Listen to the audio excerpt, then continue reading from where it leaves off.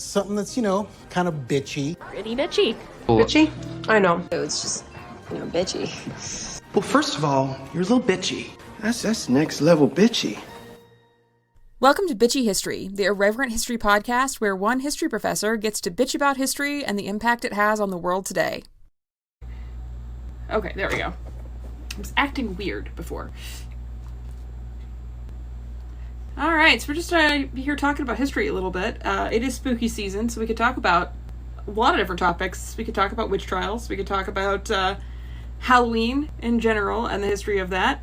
If you would like, but I'm also open to talking about all sorts of other stuff. I'm working on a research paper right now on the history of the influence of feminism in Star Trek, so could be an interesting one. I see a comment. I don't know why it's blocking your comment. I'm going to allow that. What do we do with witches? Burn them! What else floats? Rocks, apples, churches. I need to make the video. I've been planning on that for a bit, because that scene is actually surprisingly not bad as far as discussions of methods used during the European witch trials, which I know seems weird, but whoever wrote that scene clearly, took a handful of different actual things that were used during the witch trials and just combined them into one absurd combination. And the weighing is always what cracks me up, because that was a real method. What burns apart from witches? Well, really what matters is whether or not they weigh the same as a duck. So that's really what we need to know. That's what gets me. The weighing thing is a real thing that was done. Let me see if I can find the book. 1 second. I have now that I'm on the topic, right? Where is my copy of the Malleus Maleficarum? There it is. Don't ask me how I found a printed copy of this. It's honestly one of the worst things I own. It's not the worst book I own. That's reserved for wherever the heck that Modern Woman, the Lost Sex book is. But that's the worst one. But if you look at the Malleus Maleficarum, it gives a lot of information about how to hunt witches and how to try them. And one of the things that is described in I own the Malleus Of course I own the Malleus Maleficarum Alexandria. Why would I not? I've owned this for ages. I let my students read from it sometimes, and they are concerned. They're really concerned about the can I say this on a live without getting banned? They're really concerned about the dick trees, but I'll explain that more in context if anybody needs to know more about that.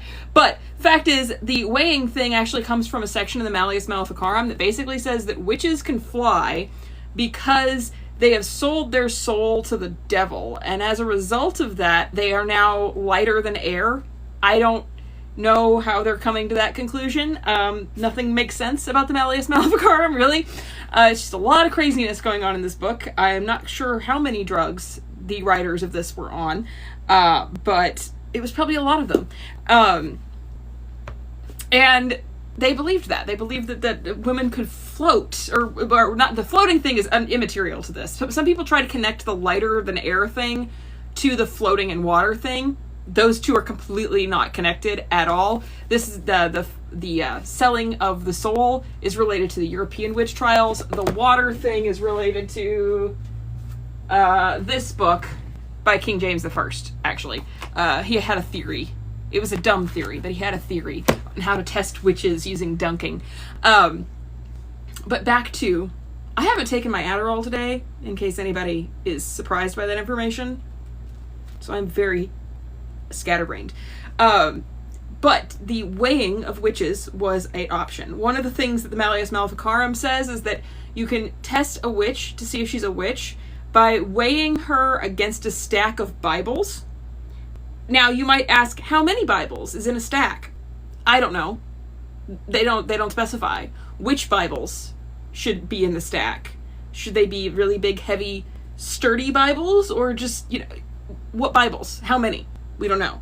But you weigh a woman against a stack of Bibles, and depending upon the tradition, if a woman is lighter than the stack of Bibles, she's a witch. But also, in some traditions, if she's heavier than the stack of Bibles, she is also a witch. So, it's confusing, right? And all of this goes into, when I was studying in the Netherlands, I found out that there's a little town in the Netherlands called, I'm going to say it wrong, Oudwater, where you can actually still be weighed on a weighing scale for witches. It has the dubious history of being the only accurate weigh scale used during the witch trials for weighing women, in that the person who built it was like, yeah, I don't believe in witches, so we're going to make sure that this weigh scale is actually accurate, because women are not going to weigh less than a stack of Bibles or more than a stack or whatever. I think it actually also had to do with like weighing them against a feather because of the selling of the soul. It's unhinged. There's nothing intelligent about the things that they do with this. Speaking of which, let me just pull this up. I have I do a whole lecture on the witch trials when I'm teaching history, because it's one of my favorite things to talk about in class. And let me see if I can find the slides that I have about this, because I have some hilarious stuff picked out for class about how they tested for witches. There's 144. And I think it's in topic 2.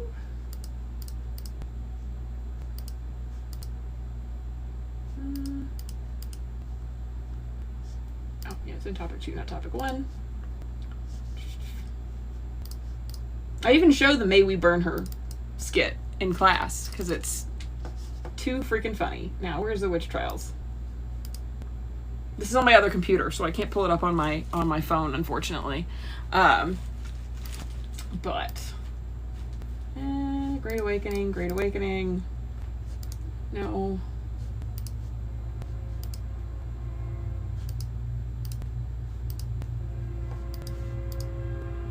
All right, so yeah, I have this section of tests that you could do to see if someone was a witch.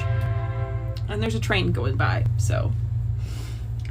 According to the 15th century Witch Hunter Guide, which is this monstrosity, there were several ways that you could test to see if a woman was a witch. Are they a woman? That's a big tip-off for them, because, you know, women are just inherently so much easier for the devil to tempt. We're just so easily led. You might notice when I said we might talk about modern politics today, this also ties in to talk about the 19th Amendment these days, where we have a lot of MRAs out there casually saying things like, you know, letting women vote was a failed experiment. Thanks, elder millennial, or whatever the hell your name is. Another one. Are they old, crone-like, or do they hobble when they walk? I have a bad knee and a bad ankle, and I recently found white hair. So, I fit this. Definitely a witch. Are they lighter than a stack of Bibles? Possibly a witch. Are they heavier than a stack of Bibles? Also possibly a witch. Can they swim? Probably a witch. I'll explain that later. And do they have any strange shaped moles or birthmarks? And do those marks not bleed when you stick them with a pin? Now, the real trick here, unfortunately, is that a lot of people were scamming this system. One particular person, I have all my witchcraft books on one shelf now, which is really convenient when I want to talk about it. The Witchfinder General, which, if you guys have watched Good Omens, the name Witchfinder General should evoke some sort of response. But the Witchfinder General, who was Matthew Hopkins, he used he used a pin that retracted when he poked somebody with it, so they never bled. Right? It's like those fake knives that you use on those videos with cats that are freaking out because they've been stabbed. Sorry, that video, that takes some context. That's from my FYP. But yeah, he would use fake pens that retracted. And so he was able to categorically scam lots and lots of people throughout England during the English witch trials by proving that that was an issue. Oh, Alexandria wants to join. Yay! Hi! Look, you're not getting me on video because I have a mask on. Oh, that's fair. Is this like a Halloween mask or a self-care mask? No, like a self-care mask. Okay, Although fair that's enough. that is a fair assumption on which one I'm wearing at any given point. Yeah, given that you just told me that you have like 1,000 pieces of Halloween candy on your floor in the house. It was 1,500 pieces to be exact. But I mean, Oh, it's wow. Okay. Very nice. 1,500. You're going to save like at least a third of those for me, right? Sure. I know. It's fine. As long as I get a little bit of candy when I come visit. That's it. I already have a bag for you. It's all good. It's all go. Should I just bring all my witch hunting materials when I come visit? Yes, please. I'm going to go through TSA and they're going to be like, what the hell is in this backpack? And I'm like, books on hunting witches. I'm a witch hunter. I'm a witch hunter. I'm reason for travel. It's the good scene in Good Omens. Reason for traveling to our country. I'm here to stop a generational curse. Oh yeah, that's from the first season. Yeah, we need to rewatch that. Yeah, we do. I'll bring all the History of the Car. Yeah, okay. I'll bring the books. I'll bring some of them anyway. I have quite a few of them, but I'll bring. I don't think they can all fit in her suitcase. There's a lot of books on witchcraft. I've seen your bookshelf. Yeah, well, I'm not going to bring all the books, but even all the witchcraft books might be a bit much. Though a good number of them are on my Kindle, so at least I've got that going for me. Yeah, but I think the Demonology one by King James I, it always cracks me up the most because this dude was obsessed. He thought that witches were out to kill him for a while, which was like fair enough. He was kind of a jackass, but I don't think witches were doing that. Isn't that interesting? A giant attempt to kill him. on men. Right? They're always so scared of witches for some reason. Maybe they're scared that they've done something wrong. Maybe. No, but he's the one. He's there is some stuff about water in the Malleus Maleficarum, which predates this one, but he's the guy who really came up with that whole idea of testing women on the dunking stool. And his theory was the dumbest theory ever. Even current Catholic people at the time were telling him you're an idiot, which is something to do when you're complaining about the only Catholic king in England in a while. But basically, his idea was that women would be forcibly ejected from the water because the water was holy water, which is a weird assumption to make, and that a witch couldn't touch holy water. And I just keep imagining a woman just being yeeted out of the water by God. But obviously they didn't happen. The whole swimming thing is a little bit of a different origin. But the idea was women would float or be ejected from the water. The water wouldn't accept them if they were a witch. And literally a cardinal at the time or something like that wrote a response to this, which is you're an idiot. All water isn't holy water. Oh my God. You're dumb. That's not how this works at all, James. I don't think James really liked that much, but let's be fair here. He didn't like a lot of things. There's a reason why we have the King James Bible. That's the same King James, right?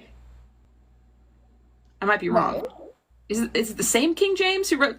Is King James the first, the one with who is it responsible for the King James Bible?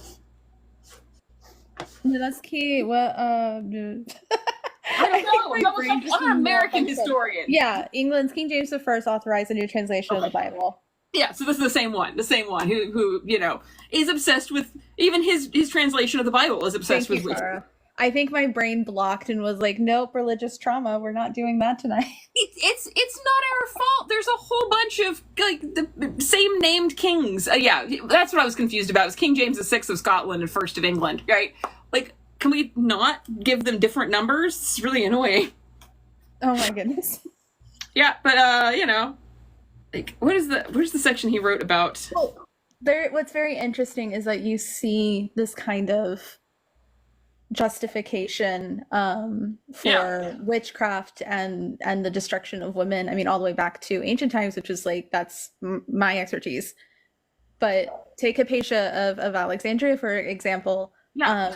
With her martyrdom at the hands of political and religious zealots, she was a mathematician and a philosopher. And the really interesting thing is that we get there's this one account by this ecclesiastical historian who talks about the fact that she bewitched men with her feminine wiles. Of course she did. And her sorcery. Of course.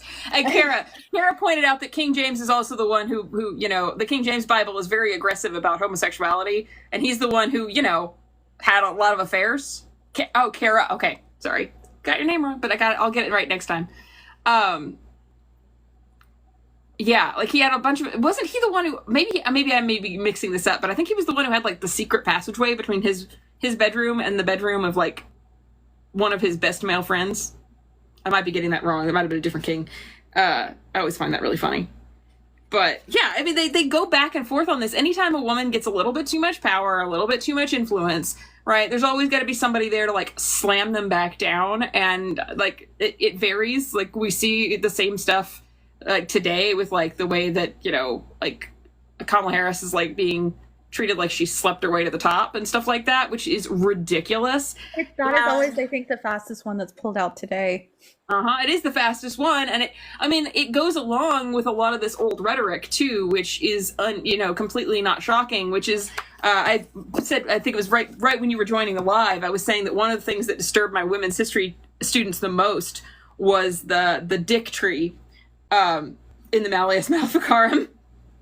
And I don't have this page bookmarked anymore. I must have lost the bookmark. But basically there was this like version of a story that they said that they had been, the guys who wrote the book were told by people in like villages that in the night witches would come to their houses and Dr. C, the what tree? Hey, Dr. C. How could they have done that if they didn't have one to begin with? Right. So they went to the men's houses. I'm gonna get you banned. I probably should get off. You're not gonna get me. Who cares? If I get banned, I get banned. But they would steal a man's member. There's a word that won't get me banned. It makes me think of romance novels, but so they would steal it from them, and then they would take it home. They would take it home and supposedly keep it in like a basket with all the other ones they'd stolen, and they would treat them like pets. What? It's a lot. I'm gonna have to look up the exact quote now because it is really hysterical. But there is a woodcut carving, and I don't think my version of this book has the woodcut carvings, which is a shame. I'm gonna have to see if I can find another copy that has the illustrations, because it was illustrated. Every single day I learn something on this app against my will. I know. I'm here. I am forcing this information on you. And there's a wood carving of a tree that's sprouting male members all over it, and you can see like a witch climbing the tree and like plucking them off the tree. and there's like a story that goes along with it about a man who like went to beg the witch for his member back, and she was like, well, you can go find it on the tree. And so he went and like picked one off the tree, and like it was like a naughty story that goes along with it, where the guy like picked the biggest one and then like got in trouble because he'd actually taken like the archbishops or whatever, you know. That's just like an actual. Yes. It's a little naughty. It was like a naughty story told in pubs, right? Like not really that one wasn't, but go find it on the tree is the most hysterical part of that, where it's like, just go and find this. Let me see if I can find the thing about the tree, because I don't. What have I gotten into? You came on here. You I asked. did come on here. You but can in my leave. defense, Don't leave. Don't leave. when I requested, this was not the topic. This is not. I had no idea what the topic was going to be. No, literally, if you look this up, there's an art on the artofthemiddleages.com. There's an article that just named, and don't ban me, TikTok. The title of the article is just penis tree. Like, I'm not kidding here. That's the name. What? Yeah. In one of the most famous anti-magic diatribes, the Malleus Maleficarum, Hammer of Witches, witches were portrayed as collecting male genitals and placing them in trees where they developed a life of their own. The fact that you have lasted this long on the live. Honestly, I know, I'm honestly, amazed. I'm gonna have to let's change the topic and move away from the dick tree, because otherwise no, I'm probably good with that. I'm fine with that. That sounds great. That sounds Amazing. I'll send you the link later. You don't have to Google it. Yeah, Kara, I feel like I need to warn my husband before I search that. It's going to be very concerning indeed, right? Anyway, what's another topic on witch trials that we can talk about that doesn't involve me getting banned? I'm flabbergasted. I'm so sorry. I was flabbergasted too. This book is a wealth of what the crap. I am so just clutching the pearls. Yeah, it's quite horrifying. I mean, most of these books are quite horrifying, but the Malleus Maleficarum is just like a lot. Do you want to go off on a tangent because you have the floor about burnings and Salem? Oh, because I feel like I could go off on a tangent about that. Is the damn season. It so is. I just I tell you what. There is nothing that annoys me more. That t-shirt you sent me nearly destroyed me mentally. So I did warn you. I told you that you didn't want to see it. Look at my account. It's a video. It's not very far down. Alexandria sent me this shirt, which says, like, what was it? I got burned at the Salem witch trials, and all I got was a stupid shirt or whatever. But the image on it is so obviously, like, 16th century, like, German or whatever. For some reason, they keep trying to say that some comments need to be approved. Do you know the exact ones, Kara? Yeah. So the exact ones, and it's got like a image of a burning going on it, but it is absolutely not related to, you know, like it's like the German witch trials, which is where they predominantly burned witches. But everyone like goes on like, oh, I got burned at the Salem witch trial. Nobody was ever burned in New England witch trials. That was not a thing that happened. It never happened, guys. Like, yes, people unalived. That's certainly true, but that was not the method by which unaliving occurred. Sorry. No, go ahead. So what I have a question about, because I know very, very little about this. Yeah. In terms of like what I know is what all of you have told me in like the group, which is amazing. But like, so I know that there is the one man who was during the Salem witch trials who was smushed. Pressed, yeah. That was a type of it was a particular type of punishment. I can't remember how it was decided. It was Giles Corey, and he like basically refused to confess, and so they pressed him to death. Now the pressing was not like the death was not the point of the pressing. It was meant to be like torture to get him to confess to witchcraft. Well, he never did, and then But he never did. He just kept saying more weight, and so they kept piling it on, and he eventually died. Yeah, he was like, "I'm not admitting to that. I didn't do it. It, you know." Maybe Kara should join the live. Why do you want to join, Kara? Because I want to know if you know. Do you know any? Like, I don't know much about Giles Corey outside of that one thing. To be perfectly honest, that's the one good thing he ever did. I mean, that's true for a lot of white men. Let's be fair here, right? I'm going to invite you to join, Kara. You don't have to if you don't want to, though. Yay! Oh, I'm so glad now it's a party. Yeah. Well, that's a good point. The inheriting of the land is a big point. Hi. Huge deal. Hi. Yeah, he was not a good dude. He was accused of murder and domestic violence and all sorts of things.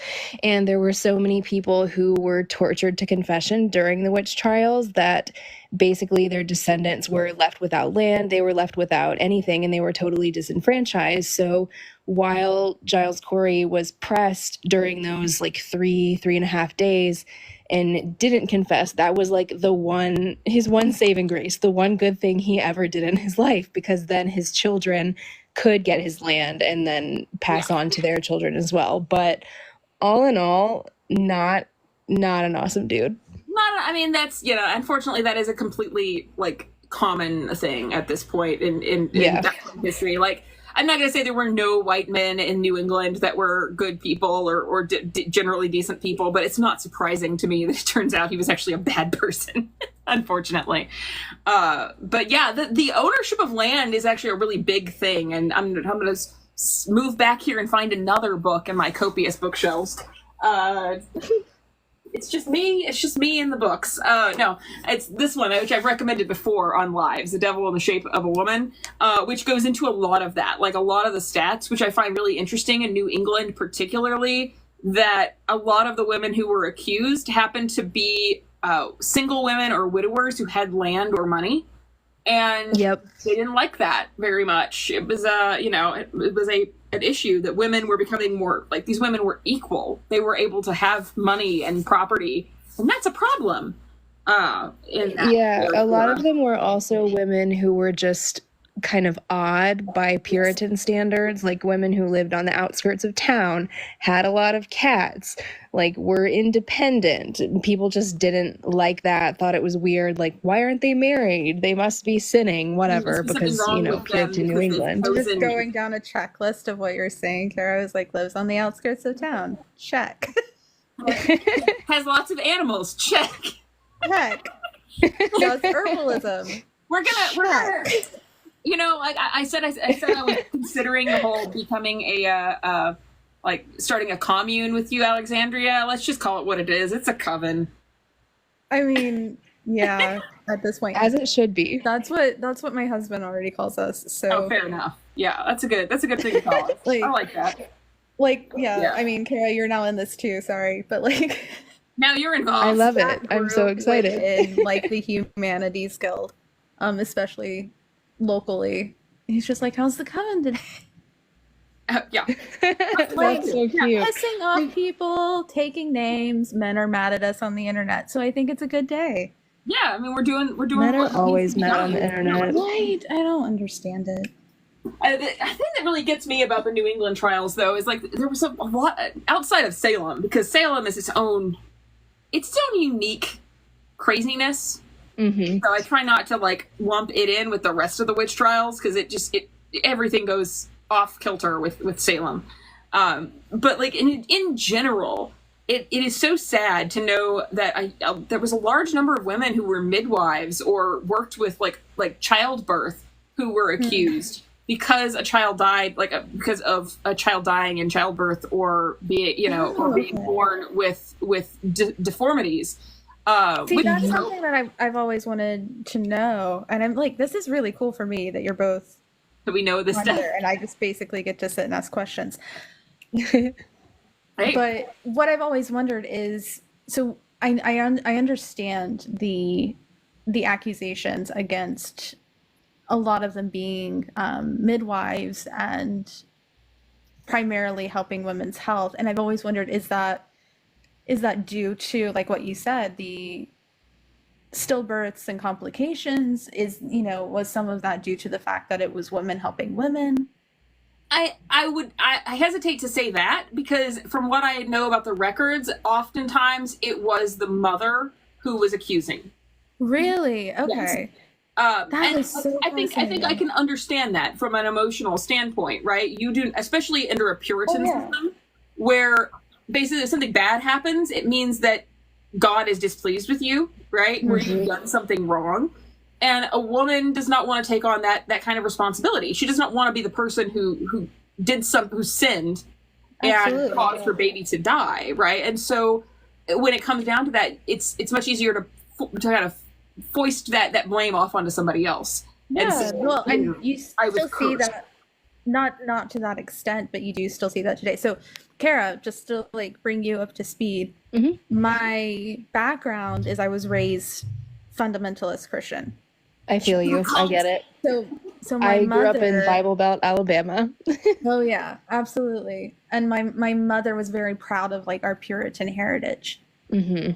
So a lot of those same ideologies about childbirth and, quiverful and what it means if, you're not able to fulfill, those kind of quote unquote obligations, those are still very heavily passed down. Yeah.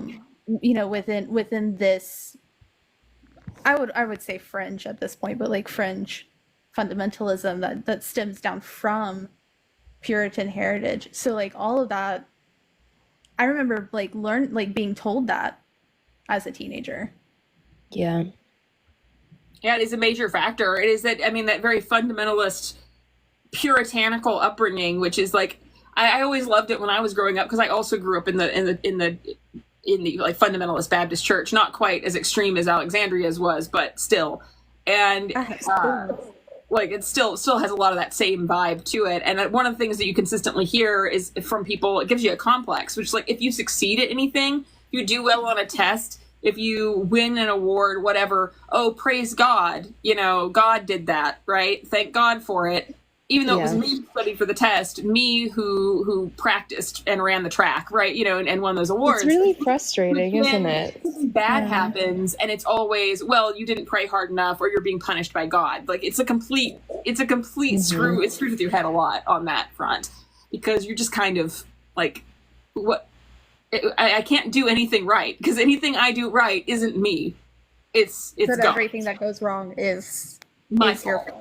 Yeah, it really messes with you. I think it's a big part of my imposter syndrome, and my like feelings of inadequacy stem from that, where it's like, well, you know, if I fail, it's because I suck as a person. But if I succeed, are you the one? Oh, I'm sorry. No, go ahead. Yeah. No, are you the one that shared the article today about not we need to stop diagnosing women with imposter syndrome? Yeah, because it was part of my reading. I saw that too. My courses that I'm taking, and I thought it was really, really interesting. I'm not sure I agree entirely with the article, because I think, you know, like I see where they're coming from on it, but I still like the term, because I don't know, it feels right in the way that it feels like something I can't control in my own brain, that it does feel like a syndrome, that I feel like I'm not worthy or not good at, you know, not supposed to be there. But I do see what they're saying, and like saying that it is unhelpful to like categorize women as being, you know, like having a syndrome because they feel like they don't fit in places. So I thought it was a really interesting article. I like the ending part of fixing bias, not women. Yeah, I think it's that's not a big something part of that we need to fix. It's the society of which we live in that is constantly, you know, we support women until they succeed.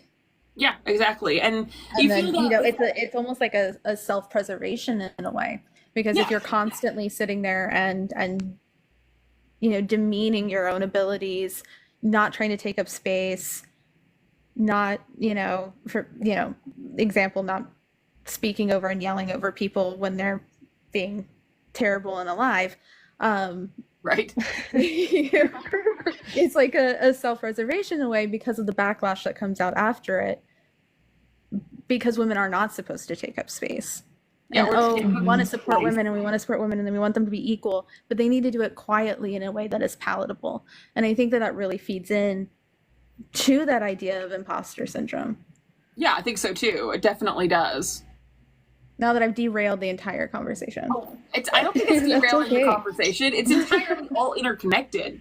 Like it definitely is. We're still dealing, you know, on a societal level, we're still dealing with this othering and dehumanizing of feminine presenting people.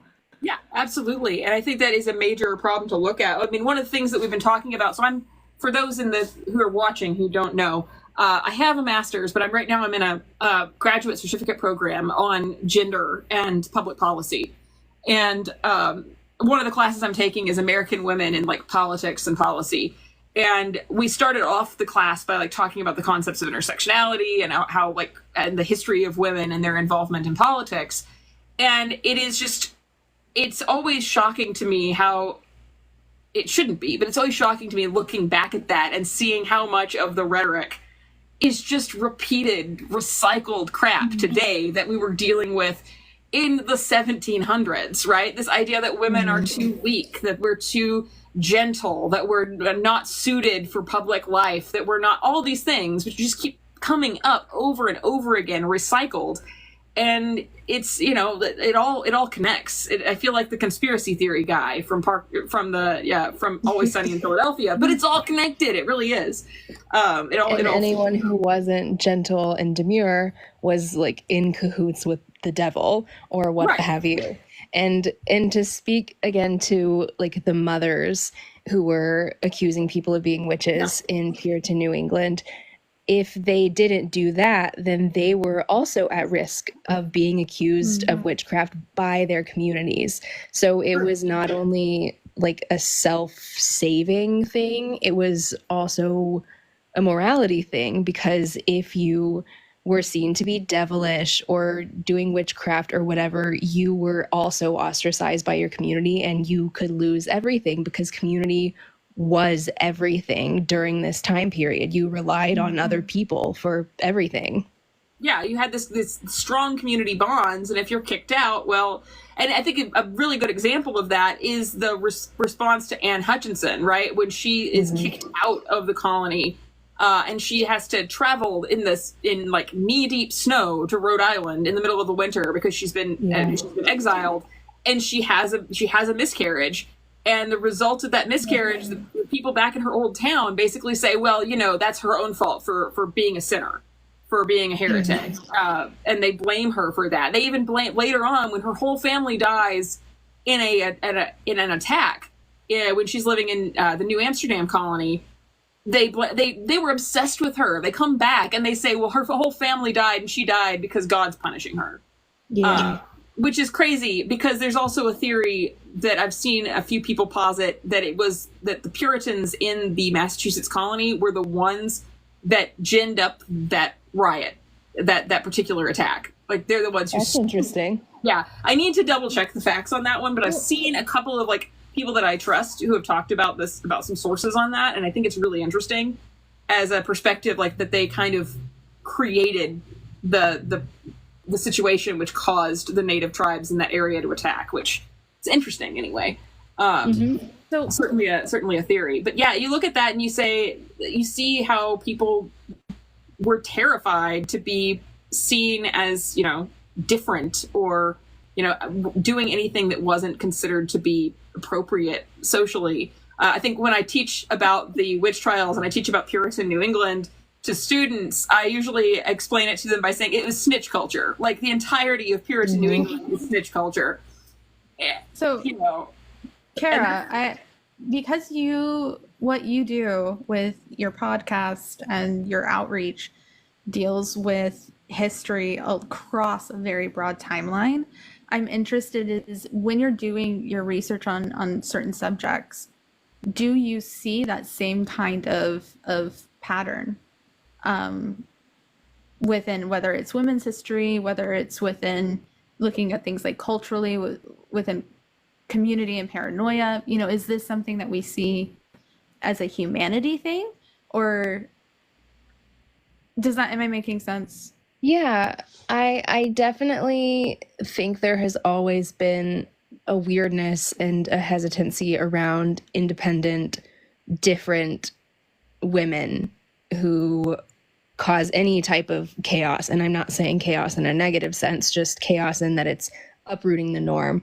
But I do think that... What'd you say? The way we do chaos in general. Yeah, exactly.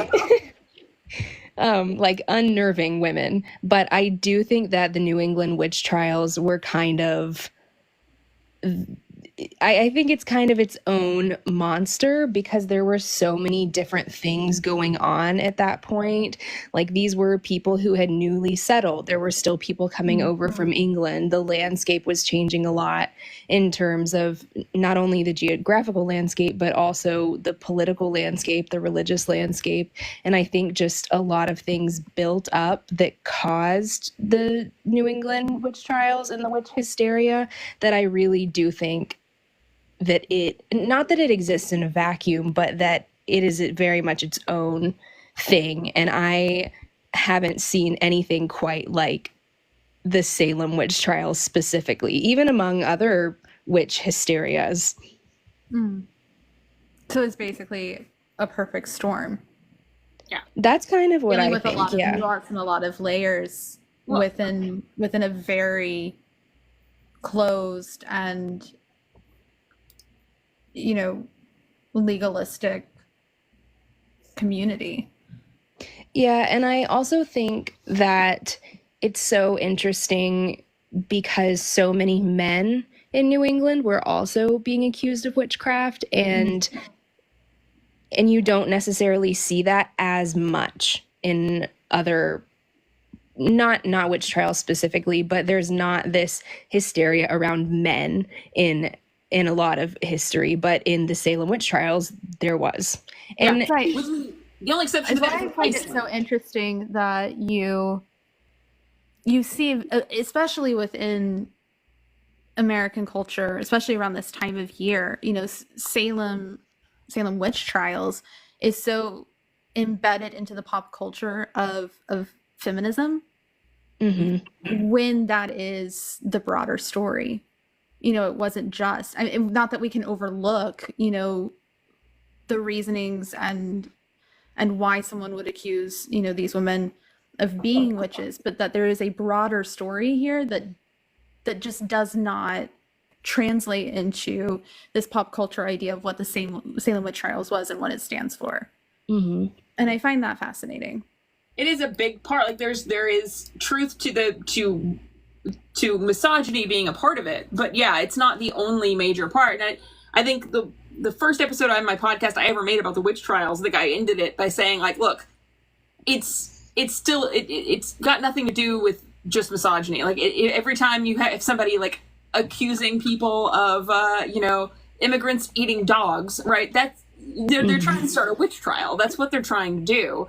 And it's the same concept of othering people and using them as a scapegoat for all of your problems. And I think it's really funny that you said perfect storm, Alexandria, because it's one of the other factors that goes into this, like being a kind of unique period for the witch trials, is that we were also talking about a period that's also in the middle of what we now call the Little Ice Age. And it's all that there's a lot of bad weather. There are, you know, bugs coming out of the ground that we're not expecting, right? Like we had in 2020 all of the cicadas emerging, right? But also, you know, like famines and things like that happening as well. And when you have so many bad things happening, a lot of times the natural way of handling that is to blame somebody. We don't want to blame the weather. We want to blame someone. Like there has to be a person that we can put on the chopping block to make things better. And that's the same. It's not just the same situation, but I mean, I think that's something that we're seeing now. Yeah. With and also the witch trials in Salem started with really young girls as the primary accusers. And a lot of the people who were accused of being witches, it was because of long-standing disputes over land, familial tensions, and things like that. So after the three girls started accusing people at the behest of the reverend who had taken them in, people just kind of started piggybacking on it. Well, like, oh, I don't like this person, so I'm going to accuse them of being a witch. Or this person owes me money. This person has land that I think is mine, and that kind of thing. So it was like lots of people knew that it wasn't actually about witchcraft. And lots of people vocally said that. And lots of people were like, we don't need the court of Oyer and Terminer. We don't need this to be happening. This isn't about witchcraft. And we all know it. And at least one of the judges publicly apologized many years later, as did one of the accusers. I can't remember her name. But yeah, it doesn't matter. There was apologies that were put in. Alan asked a really interesting question. He said, does the magnitude of the religious extremism affect the severity of the trials there as opposed to like mainland European trials? It's actually in the reverse, Alan. I think that's one of the really weird misconceptions that we get about the witch trials is that the New England and English witch trials are actually very moderate. The number of people accused versus the number of people convicted is very low. There's very low conviction rate in the English and New England witch trials, mostly because England had, and the English colonies had very strict legal systems that were put in place where people had to actually be tried. And except for Salem, which I have a video on why that happened, you couldn't just use like random spectral evidence to accuse someone. I think the percentage, some of the studies I've seen on English witch trials are about like a 20% conviction rate. So it's very low as opposed to like 80 or 90% conviction rates, which I say conviction like they actually had trials in mainland Europe. They didn't, not really. but 90% like accusation to unaliving rate in especially the German witch trials. So there's extremely high unaliving tolls in mainland Europe, and in England not so much, and in New England not so much. We just know the Salem witch trials because they were absolutely unhinged on several levels. Because that court of Oyer and Terminer was put together with, duct tape and prayer. Basically, yeah. That was all it was. Like they weren't really a real court system. They were just making crap up as they went along. I mean, they shipped in a judge like at the last minute, basically, to preside over it, and and they were coming up with these really out-of-pocket ways to test people for witchcraft that could so easily be faked. I mean, it really was duct tape and prayer. It's mostly based. They were using a lot of the same stuff that the Malleus Maleficarum had used as like witch testing. I know they weren't Catholic. They were as far from being Catholic as you could possibly get, but it's culturally still kind of embedded in their ideas about what witchcraft was, and so you see a lot of that similarity actually.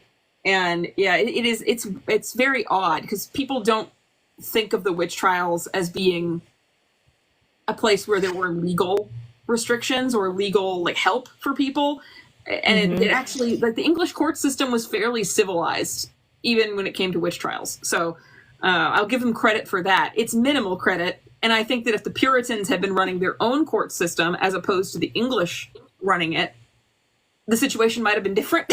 But as it was, the English did run the court system because they were English colonies. So it's complicated, but very, very odd situation, I think. So, yeah. Really quick, I just want to plug some media. I love Salem the podcast. If anyone is interested in Salem, they do a lot about Salem in general and about the witch trials. Nice. But it is co-hosted by Sarah Black and Jeffrey Lilly. Sarah has a master's degree. They're both also tour guides in Salem. Nice. And to be a tour guide in Salem, I think you have to take these tests to become certified to prove you know what you're talking about. But they're both really brilliant. I love listening to them. They have probably 100 episodes on the witch trials specifically, and just a lot of really good stuff about Salem in general. I listen to all of their episodes. And then another one is a new content creator that I have befriended on here. She is called History with Emily. She specializes in the witch trials. She is a master's candidate. She'll be graduating in December, but she's great. She talks all about the witch trials every day. Oh, that's fantastic. I think I follow her, but if I don't, I'm going to make sure I do. I'm not quite sure how to help you with that. Sorry. That's okay. Alexa thought that I was asking her for help. I was not. We don't need your help, Alexa. Alexa, stop. There you go. Now I'm following. I find this very fascinating because so my field of research is so niche and so, not to undermine it, but small, in comparison to what we're talking about right now. So what I find it so fascinating is a lot of what I study is early astronomers, women who were early astronomers, especially in Hellenistic times, being considered sorcerers.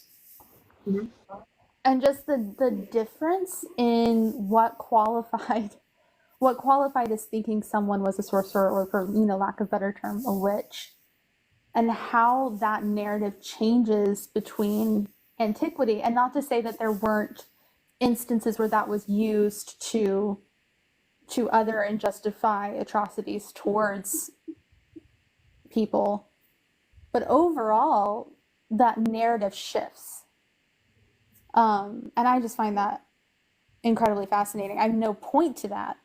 No, I think it's fascinating how that shifts or when that shifts, but just as someone who's listening from the outside and asking questions, that's the thing that I find so fascinating, is when I study and I come across someone who was considered a sorceress because she could, calculate when the next lunar eclipse was going to be.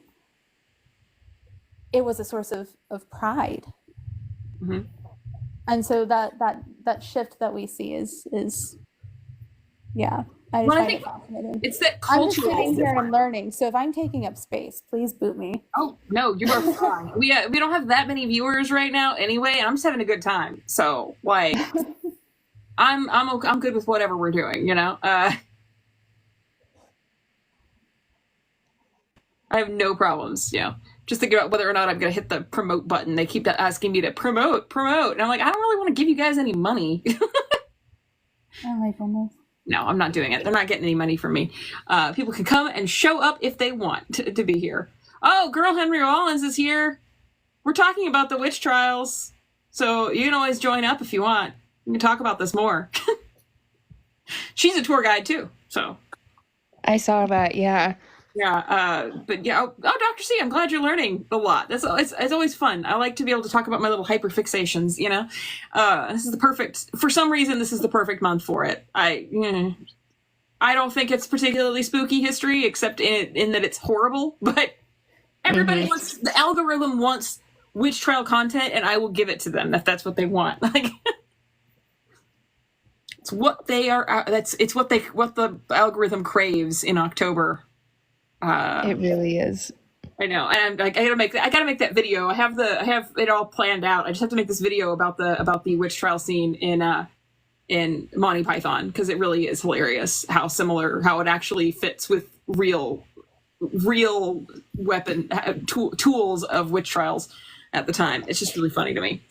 Speaking of Puritan New England and witchcraft, have you guys seen the movie The Witch? It's an A24 movie. I thought it was really well done, and like they definitely took liberties, but I thought it was fairly accurate. I haven't. Should we watch it? We should. Let's watch it. It scared the crap out of me, but it's so scary and upsetting. We would have to wait till my kids were like fast asleep.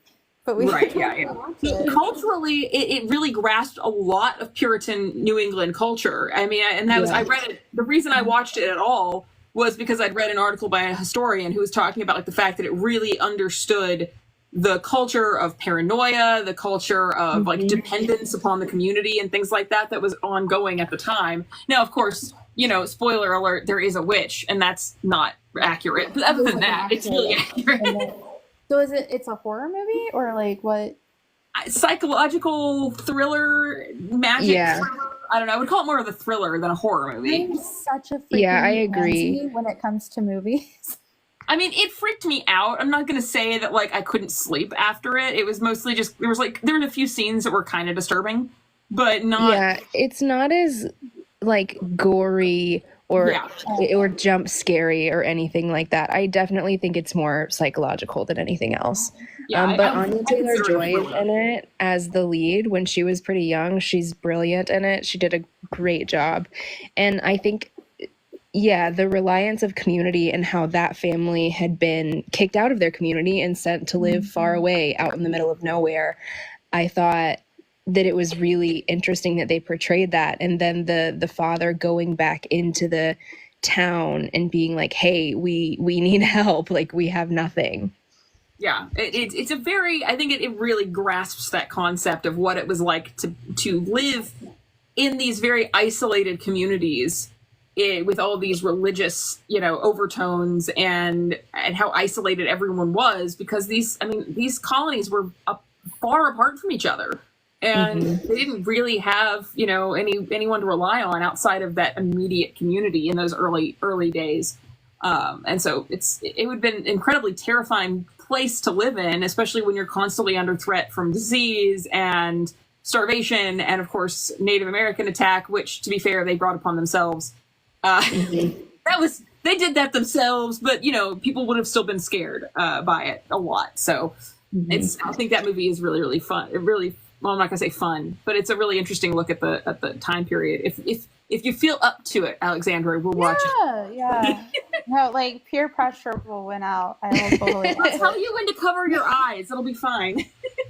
Speaking of the native attacks in New England at that time, one of the first accusers, one of the young girls that the Reverend took in. I think that her family had been killed, maybe in Maine, in one of those attacks, and that's why she was taken in by the Reverend.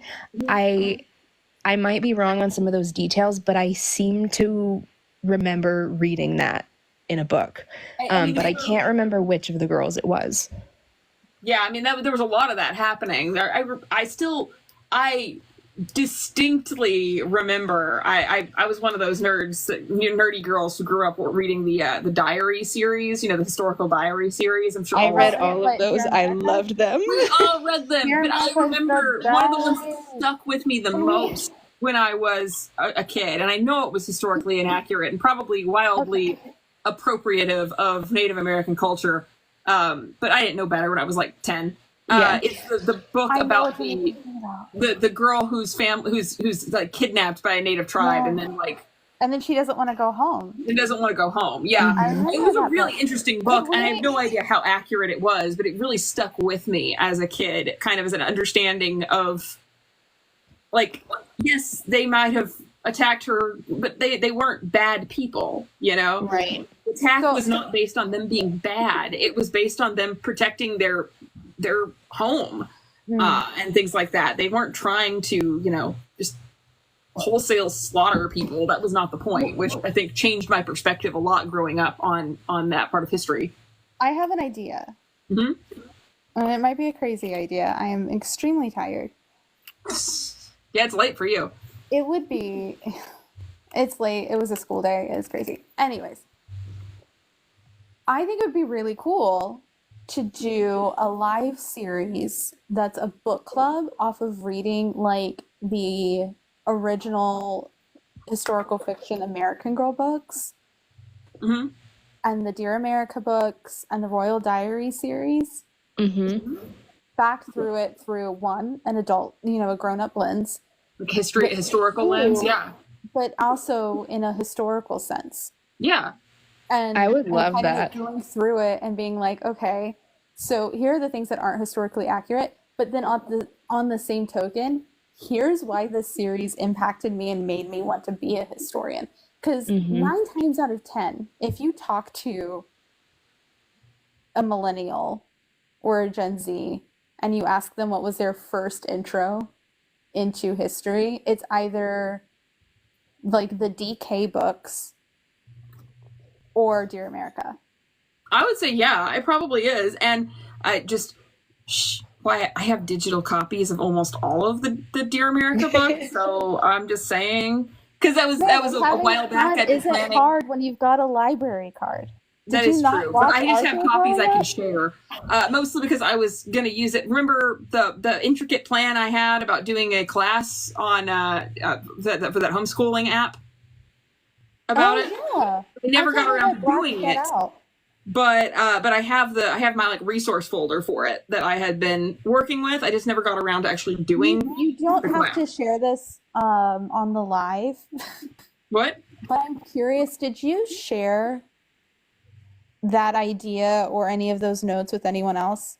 Don't think so. I think we only talked about it with you and maybe like I might have talked about it with like one other person, but I don't think like I'd never really got very far on it, so I hadn't really gotten it enough to really even discuss it yet. You'll have to fill me in on the tea of why you're asking about, but you can do that later.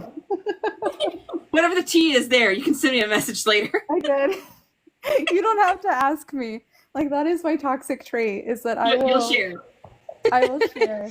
Well, it's the good thing because I need the tea. I gotta know. You can't like leave me hanging on these things. I gotta know. So yeah, but that would be a interesting idea. I think it's a great idea.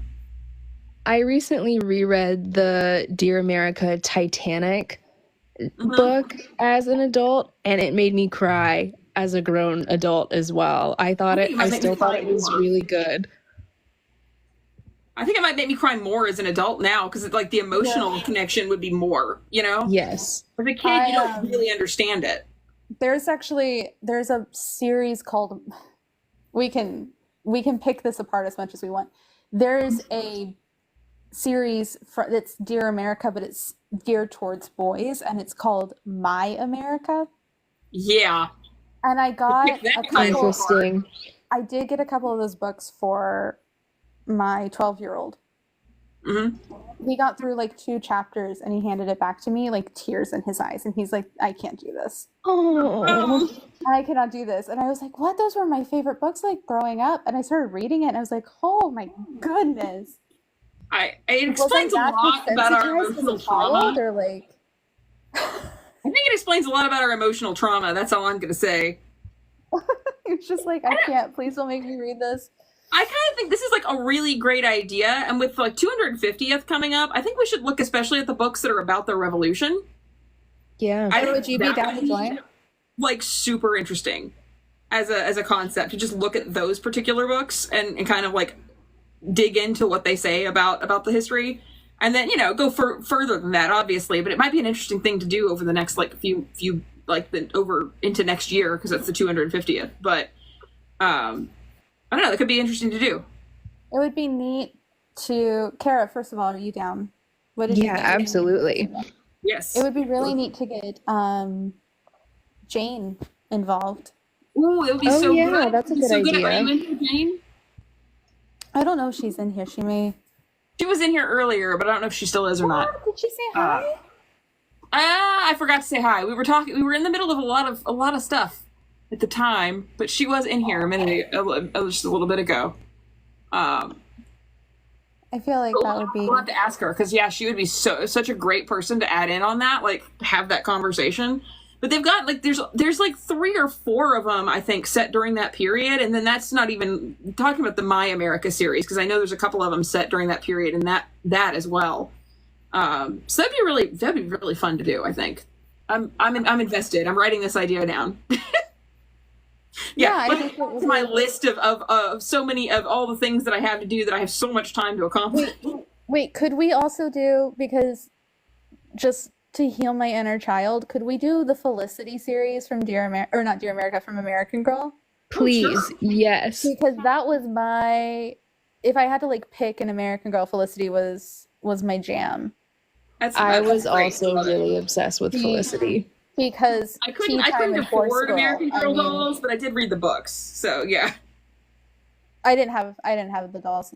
I did get the catalogs like growing up, and I remember like because this was before they had the American Girl store, like OG. Mm-hmm. You would get these catalogs, and it would have like their bedding and like all this. I remember poring over those. They were the catalogs were so good. Those catalogs were the best thing it was that and the book fair catalogs. Like I just go through circling stuff that I wanted. Yes. And then my mom would look at it and be like, we can't afford that. Here's a library card. Yeah. Go get some books. So it's just what I did. I was the most obnoxious kid. Like they had to take me to the library once a week, because I would go in and I would check out the limit on my, like, because you can only check out like 12 books on the minor card, and so I would check out the full 12 books. I would finish them all, and then I never had a limit. They had a limit and it was Arkansas. I don't know. They didn't think we could get through that many books, I guess.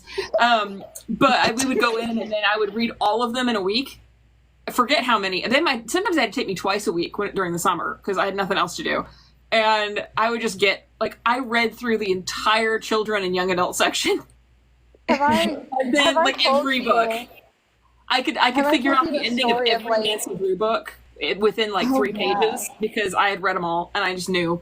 And so it was so much fun. But I remember it was the Dear America series. I devoured every single one of those, all of the diaries of the royal diaries. Mm-hmm. Devoured those, and then I got into fantasy novels after that.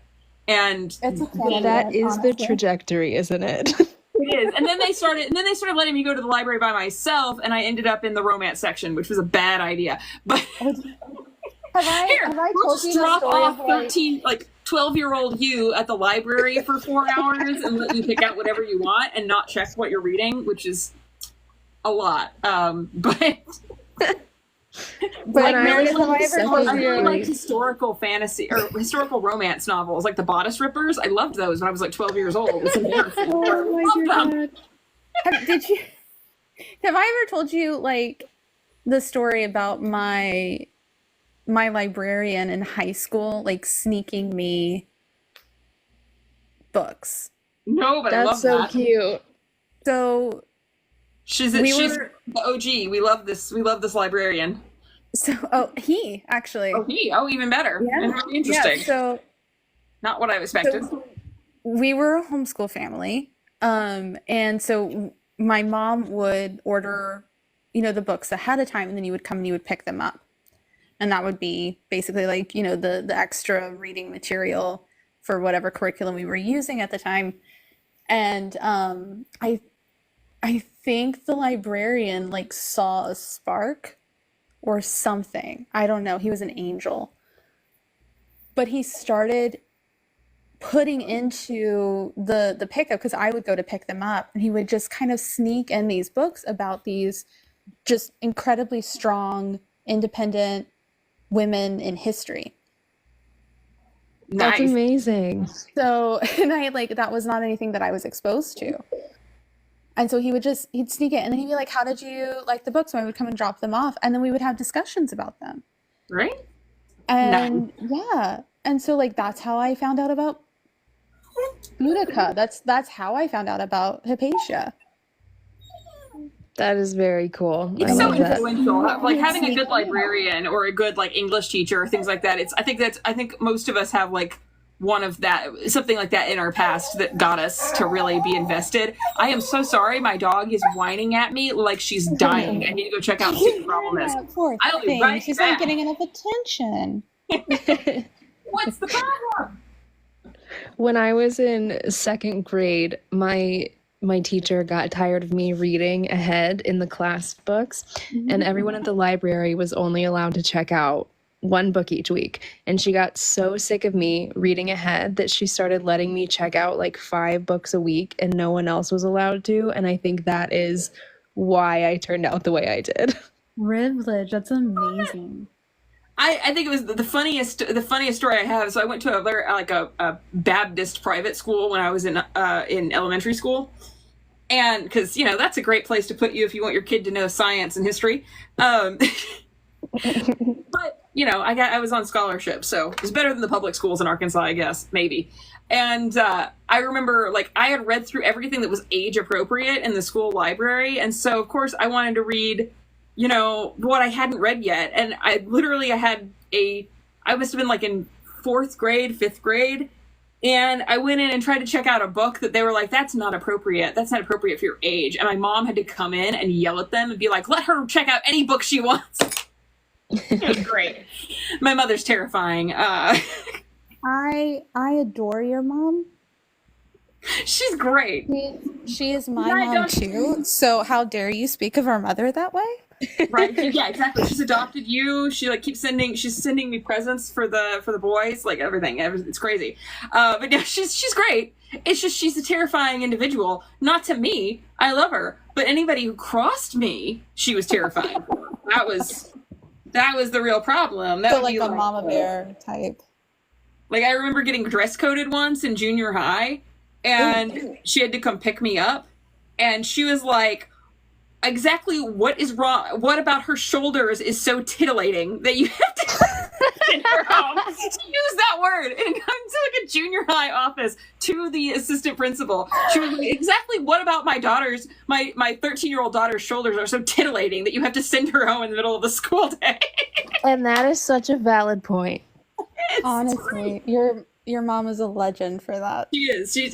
Once I was at lunch and I was sitting there just eating my lunch, and one of my friends walked up and she goes, "What's wrong?" And I said, "What do you mean, what's wrong?" Out of the blue. And she goes, "I saw your mom. She was here this morning. She went into the office." And I was like, "Oh, she was dropping." I forgot my lunch. I was like, "She was dropping my lunch off," and she was like, "Oh, okay. I thought we were going to have to batten down the hatches." I was worried for a second. What's about to happen? They called her a battle. The people in I think I told Alexandria this story. I was working in the office. I collected. I was the good kid, so I collected study hall, working in the office. And they didn't know I was there one day, and it was a day my mom had come into the office, and one of the office workers was like, that old battle axe, my last name, was in here this morning. And then she saw I was there, and she was like, You should make merch that says that old battle axe. I should. It would be hilarious. I'm not sure how I would market it exactly. It might be a little too contextual, but I think it would be great. I should have to work on that. It'll be my next Mother's Day present. I'll make my mom merch. Okay, this is so sorry. I feel like we're just in a live call that's on live now. This is what our podcast will be like. Oh no, Kara, are you still there? I'm sure she'll be, her phone might have died or something. Or maybe we bored her to death. I don't know. Well, it's possible. Well, we're having a good time regardless. I probably won't keep this live going as long as I scheduled it for. I should probably go soon and actually pretend like I'm gonna get sleep. I think that's probably a good idea. I think I might end this live just a little bit sooner than I usually that I was planning for, but I'm just kind of wiped today. I found out that as far as live calls go, I'm going to share more personal details. I found out my car, the engine harness needs to be replaced. Don't ask me what that is. My dad tried to explain it to me. And apparently it's extremely hard to replace, and they don't know how long it's going to take them. So that's fun. It's been a day. I'm so sorry. No. That's I just want my car back. And I don't know what an engine harness is. Like, why is it on a harness? What does it do? I don't know. Anyway, thank you guys for joining in on the live. This was really, really fun. I'll try to have a better plan. We learned a lot. We had a lot of fun, and we found a topic pretty quickly. I'll try to plan topics in the future, but we, I can riff on the witch trials for ages. That's I literally have that on my dating profile. Wait, sorry, before you go. Yeah. An engine wiring harness is an organized set of wires, cables, connectors, and terminals that controls a vehicle's electrical system. Well, yeah, I know, because my dad explained it to me, but I still don't understand it. I'll never understand it. It's fine. Kara, this was really fun. Thank you for joining the live. We had a lot of fun talking about this. And I'm going to start doing these maybe weekly. I think Friday nights are a nice time for it, just because we can kind of chill and talk for an hour or so about topics. And I think it'll be really fun. I think we can have a nice chill time on this live. Some lives are less chill, I think. And that's not always fun. I think this was fun. And I really want to read Felicity tomorrow. Yes, I think we should definitely. They have did you ever see the movie? I know you're trying to go, but did you ever see the? Oh, hi, you're back. She added again. So did you? Hi, I'm back. Sorry. It's all right. Did you ever watch the movie? Felicity? I can't remember the Felicity movie. I did not. I don't think I ever watched that. It has. I don't think I've watched any of the American Girl movies. I'm not even sure that I knew they existed. Oh my goodness. I know I follow the girl who makes content on TikTok about making fun of the American Girl. Wait, if you guys haven't seen it, I own it. Oh, fantastic. We'll easy fix. We'll put it on the schedule. Is it Shailene Woodley or is it Shailene Wood? Shailene. Yes. Yeah. She plays Felicity. Oh, that's very It's cool. her one of her first roles on screen. Was it when she was really young? It was. She was a kid. Nice. We'll definitely have to give this a shot. And Alan said it's all the major wires. So all the major wires in my car need to be replaced. Yikes, I'm so sorry. Hyundai only has 4 service centers that do that in the entire United States. Oh my goodness. Yeah, it's gonna be fun. I don't know how long it's gonna take for me to get my car back. I am distraught, quite frankly, but I am flying out in a week and a half, and I'll be gone for 3 weeks. So maybe by the time I get back, it'll be fixed. I don't know. Maybe a week and a half more. We'll see. What is it that you were supposed to be doing? Is this positive manifestation? Exactly, and that's what I'm trying with this. I'm remembering I'm leaving in a week and a half. I get to spend time with you for several weeks, and then I come back and my car will be fixed, and it'll all be fine. Lord help the entire world that we are going to be together for 3 weeks. I'm staying for nearly a month. You have no idea what you've done. Okay, in my defense, you have stayed here before. It's true, And but it I don't went know. fine. At the I end got of no 3 work weeks, we'll see how done, you but feel. it was fine. We'll see how you feel at the end of 3 weeks. That's all I'm saying. Kara, if I like text you SOS. Oh God.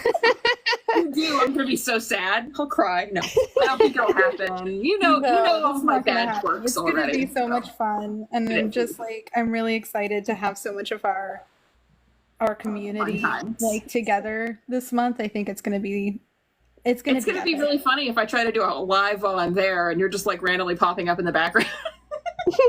We're in the same room, like. Well, we do have to plug. We do have the International Archaeology Month, or is it week? What we doing while I'm there? Yeah. Twitch stream with Melissa in Denial.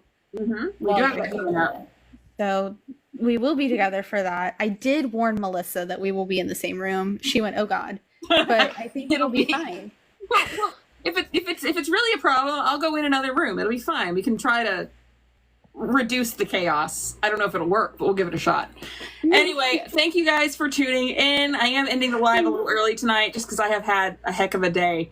And if anybody does feel like donating to any sort of fund or sending me any sort of gifts, it will be used to replace all of the wiring in my car. So that's fun. Anyway, you guys have a wonderful night, and thank you both for coming up here and joining. And this discussion was so much fun. So Thank you guys. It was super fun. yes, we'll do it again. You could join in anytime, Garrett. I'd love that. Yeah, it was Thank you. really I great love having this. you on. Thank you for teaching me. This was so enlightening. All right, you guys have I a feel good like night. I learned so much from both of you. We just, that's what this is all for. Like, it's educating each other, Yeah. and then whoever decides to stick around long enough to hear what we have to say. Even if no one does, we're having fun. That's what matters. That is. Yes. Yeah. Okay. Well, All right. Good night, everybody. Good night. Good night, guys.